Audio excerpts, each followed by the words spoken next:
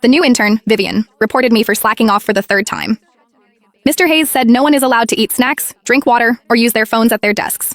You did all three, so you're getting fined $3,000, a whole month's salary. Looking at her young, refined face, I smiled. With CEO Sebastian Hayes backing her, she ran rampant throughout the company. But she didn't know that I was the largest shareholder. What right did she have to report me? My name is Laura, and I'm 38 years old. 10 years ago, I founded this interior design company. Now I've stepped back from the front lines, handing daily management over to CEO Sebastian Hayes, whom I personally promoted. Sebastian was the successor I had the most faith in. Now I just kept a desk for myself in a corner of the office with flexible work hours. My colleagues only thought I was some powerless old-timer. Until half a month ago, when Vivian appeared. She was personally escorted into the design department by Sebastian. This is Vivian, an honors graduate from an Ivy League school. She'll be joining our design department from now on. Everyone, please help her get up to speed. Sebastian's tone was full of admiration. Vivian smiled as she greeted everyone, her gaze sweeping across the entire office.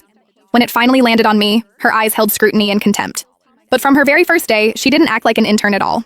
She complained the company-issued computer was outdated and demanded the latest model. She complained the coffee beans in the break room weren't good enough, and the next day had a colleague go buy freshly ground Blue Mountain coffee. When people whispered about it, she heard them and just smiled faintly. Mr. Hayes says good ideas need a good environment. We can't cut costs on these small things. She really was quite clever. She quickly gathered a group of young designers as arrogant as herself. Toward us, old employees, she showed nothing but disdain. In front of everyone, she said my design philosophy was too outdated, can't keep up with the times.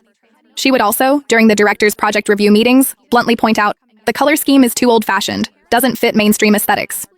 At first, I didn't pay much attention. I even helped her once. One time, there was an urgent project. Vivian volunteered, saying she could handle it. But with only an hour left before the deadline, she'd only finished half. She was nearly in tears.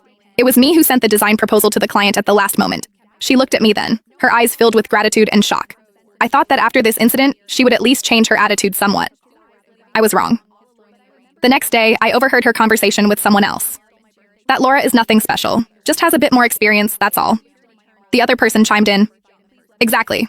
I heard she's just an old employee coasting by, relies on her seniority and slacks off at work all day. Vivian laughed lightly, her tone full of superiority. Don't worry. The company won't keep supporting deadweight like that forever. Mr. Hayes said the future belongs to us young people. Those who can't keep up with the company's development will be eliminated sooner or later.